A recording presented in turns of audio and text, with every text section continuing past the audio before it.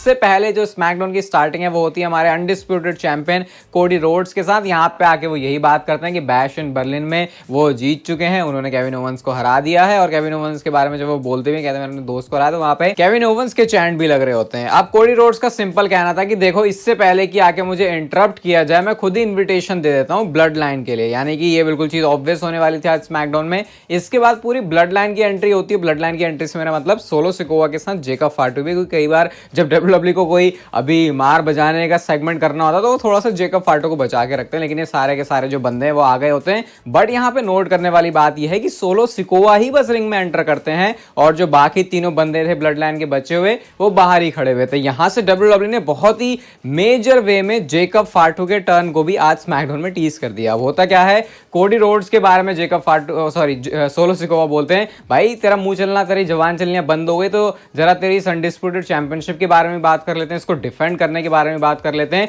और तुझे पता है कि आज मैं इस समय अनडिस्प्यूटेड चैंपियन खड़ा होता अगर समर स्लैम में वो रोमन रेंस नहीं आया होता। और वैसे तो आप शो देख लोगे, लेकिन अगर आपको डिटेल में देखना तो जरा ये कहते हुए आप सोलो सिकोवा के अगर एक्सप्रेशन भी पढ़ोगे तो लगेगा भाई कि हाँ बंदे ने कितना ज्यादा इंप्रूव किया है। मतलब पहले तो ऐसा लगता था कि बस एक प्लेन लाइन उन्होंने ड्रॉप कर दी, लेकिन धीरे धीरे जो उन्होंने लेयर्स ऐड करी हैं अपने इस ट्राइबल चीफ वाले कैरेक्टर में वो बड़ा इंटरेस्टिंग है। कोडी रोड्स भाई एकदम ऐसा लग रहा था कि तैयार ही बैठे हैं। वो रीमैच की जब बात करते हैं कि मैं डिजर्व करता हूं, वो तैयार ही बैठे थे, ऐसा लग रहा है कोडी रोड्स मैच देने के लिए। वो कहते हैं कि सीजन प्रीमियर होने वाला है नेक्स्ट वीक यूएसए नेटवर्क पे, उस टाइम पे वहां पे वी वांट रोमन के चैंट लग रहे थे। अब ये बहुत ज्यादा ऑकवर्ड था कोडी रोड्स के लिए। आई थिंक उनके चेहरे पे थोड़ा थोड़ा दिखा, लेकिन उससे ज्यादा उनको अंदर फील हो रहा होगा कि अब वो यहाँ पे चैंपियन खड़े हैं, वही उनके पास वो टाइटल है, वहां पे वी वांट रोमन के चैंट लग रहे हैं। भले ही बंदा कितना ही बोल दे भाई मैं बे फेस हूं ऐसे वैसे, लेकिन ये कॉम्पिटिशन वाली जो चीज है वो डब्ल्यूडब्ल्यू में हमेशा ही रहती है और हर एक सुपरस्टार में रहनी भी चाहिए। तो उस टाइम पे थोड़ा सा अजीब था वो कि वी वांट रोमन के चैंट वहां पे लग रहे हैं जब कोडी रोड्स बोलना चाह रहे हैं। आई थिंक वो सोलो सिकोवा के केस में लगते हैं थोड़ा सा फिर भी सही लगता वो।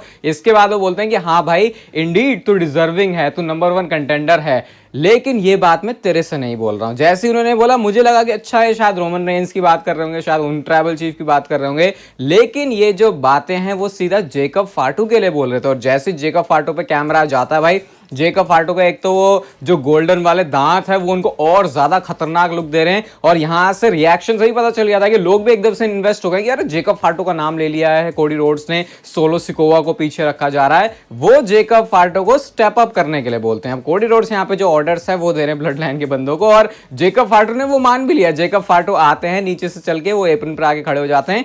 उस टाइम पे सोलो सिकोवा का लुक, ये लुक आपको उस लुक की याद दिलाएगा जो कि रोमन रेंस किसी जमाने में दिया करते थे सोलो सिकोवा को, जब सोलो सिकोवा एज इन्फोर्सर काम करते थे रोमन रेंस के लिए। अब सोलो सिकोवा देखते तो भाई पता ही था ये तो अभी सिर्फ इस चीज को टीज कर रहे हैं, लेकिन टीज भी करना एक बहुत मेजर चीज है, क्योंकि जब भी ये सोलो सिकोवा जेकब फाटू का प्रोग्राम होगा डेफिनेटली बहुत ज्यादा इंटरेस्ट दिलाने वाला है, स्पेशली स्टोर लाइन की वजह से। बट मुझे लगता है अभी इसमें भी बहुत बहुत ज्यादा टाइम है इस चीज को होने के लिए। अभी तो बहुत कुछ डब्ल्यूडब्ल्यू को वैसे ब्लड लाइन की स्टोरी में दिखाना बाकी है। अब सोलो सिकोवा ने थोड़ा बहुत ही लुक दिया तो जेकब फाटू समझ के भाई है तो अपना ट्राइबल चीफ ही, उला फाला भी इसी ने पहनी हुई है, इसकी बात तो माननी पड़ेगी। वैसे हाथ जोड़ते, जैसे उन्होंने हाथ जोड़े लोगों ने उनको बू करना शुरू किया। उसके बाद वो आई लव यू सोलो जैसे बोलते वैसे बोल के वो वहां से नीचे चले जाते। लोगों ने जो है तगड़ी वाली बू की। यहाँ पे क्लियर था कि जेकब फाटू अभी तो स्टेप अप नहीं कर रहे। इसके बाद कोडी रोड्स बोलते हैं कि हाँ भाई तूने उला फाला वाली माला पहनी हुई है, ब्लड लाइन तेरे अराउंड रिवॉल्व करती है, लेकिन ये बात ध्यान रख मेरे पास अनडिस्प्यूटेड चैंपियनशिप है और ये डब्ल्यूडब्ल्यू पूरी मेरे अराउंड रिवॉल्व करती है। सोलो सिकोवा का जवाब होता है इसके ऊपर कि तू मेरे इन्फोर्सर को मेरे ऊपर टर्न करना चाहता है, यानी कि सोलो सिकोवा ने भी एडमिट किया कि वो समझ रहे हैं कि कोडी रोड्स क्या कर रहा है। एंड देन यहाँ पे आकर उन्होंने बोला नेक्स्ट वीक तक का वेट करने की जरूरत है नहीं।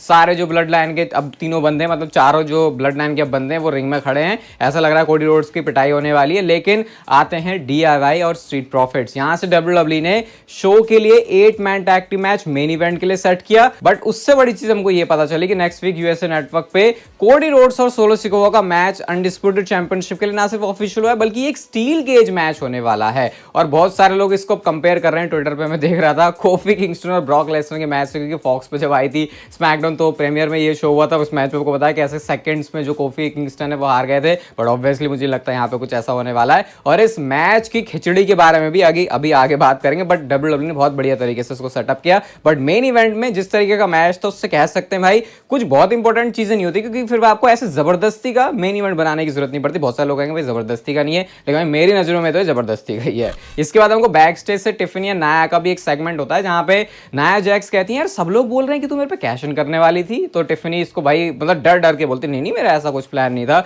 और उसके बाद जब नाया जैक्स जाती भी है तो उनके चेहरे पे वो शिकन दिख सकती थी कि ओह जैसे कि इसको पता चलने वाला था कुछ तो बहुत बड़ी जो बला है वो उन्होंने टाल दी। इसके बाद टिफिनी स्ट्रैटन बेली का मैच था, अच्छा ठीक ठाक ही मैच था। रिंग साइड पर नाया जैक्स आ जाती हैं ये करने के लिए कि उनको टिफिनी को मैच जीतने में मदद करनी है, लेकिन मामला यहाँ पे उल्टा ही हो जाता है। उन्होंने नाया जैक्स को पहले तो आउटसाइड डाइव लगाई बाहर जाके, टिफिनी ने जब 3 बार काउंट किया तो रेफरी तो उधर ही नाया जैक्स के साथ बिजी है और रोज प्लांट अपना फिनिशर लगा के नाया जैक्स के होते हुए भी टिफिनी स्ट्रैटनी वाला मैच हार चुकी है। और बस उसके बाद नाया जैक्स और ये बेली की फ्यूड चलने वाली है, इसलिए शायद डब्ल्यूडब्ल्यूई ने ऐसा किया।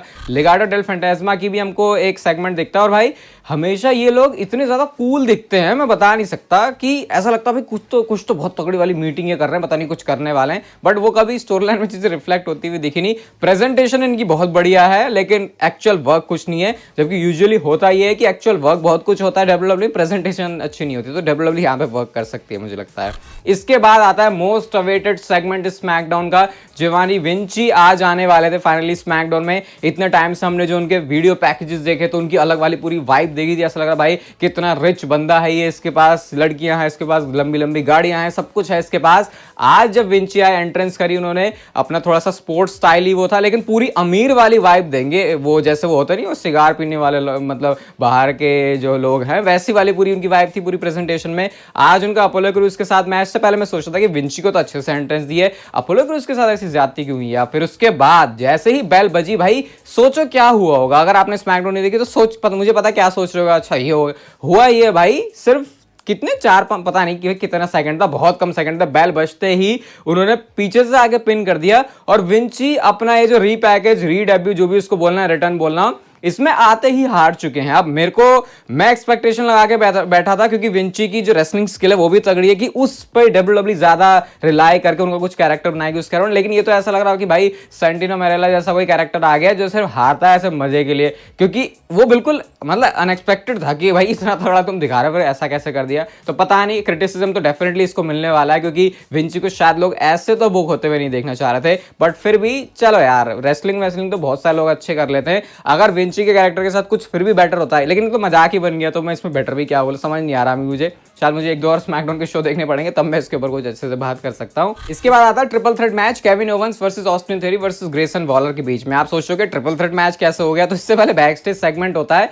जहां पे केविन ओवंस कहते हैं भाई मैं जब कोडी रोड से लड़ सकता हूं, मेरा दोस्त है, तुम भी तो आपस में लड़ सकते हो, और आपस में क्या लड़ सकते हो, ट्रिपल थ्रेट मैच के अंदर ही लड़ जाओ। तो दोनों अग्री भी कर लेते हैं। अब इस मैच में ऑब्वियसली दोनों की स्ट्रेटेजी थी कि वो आके जो है दोनों मिलकर केविन ओवंस को बजाएं। भाई शुरुआत में ही मैच में जो बाहर टेबल सेटअप करते हैं उसके बाद उन्होंने पावर बॉम्ब लगा दिया, उसके बाद तो मैच ऐसा लग रहा था कि ऑस्टिन थ्योरी और केविन ओवंस के बीच ही हो रहा है, कैनन बॉल सॉन्टन सब कुछ उन्होंने ऑस्टिन थ्योरी के ऊपर लगाया। अब मैच का एक मोमेंट आता है जब ऑस्टिन थ्योरी हिट करते हैं अपने रोलिंग ब्लॉक बस्टर के साथ, और अब जब वो पिन करने जा रहा हो तो उससे पहले ही ग्रेसन वॉलर पिन करने चल पड़ते हैं। तो क्या कर रहा है तू, मैं जीतने वाला था मैच। तो इनके बीच थोड़े बहुत डिफरेंसेस तो दिखे, ऑस्टिन थ्योरी को भी उन्होंने स्टन किया और भाई क्या मस्त तरीके से वो ना सिर्फ स्टनर पड़ा लेकिन उसके बाद जो गिर के वो यार ऑस्टिन थ्योरी मुझे लग रहा है कुछ टाइम में, ये बहुत बड़ी स्टेटमेंट है, जिगलर को सरप्राइज कर सकते हैं जब मैं सेल करने की बात कर रहा हूं चीज। अभी जिगलर का वैसे लेवल बहुत कुछ ज्यादा है, आई थिंक आने वाले कुछ सालों में जब और ज्यादा, क्योंकि हर एक स्पॉट पे बंदा पता नहीं इतना परफेक्ट कैसे हो सकता है। यहाँ पे धक्का क्योंकि पड़ गया होता है बाहर जाके ग्रेसन वॉलर को ऑस्टिन थ्योरी गई, तो फिर वो मैच में भी नहीं थे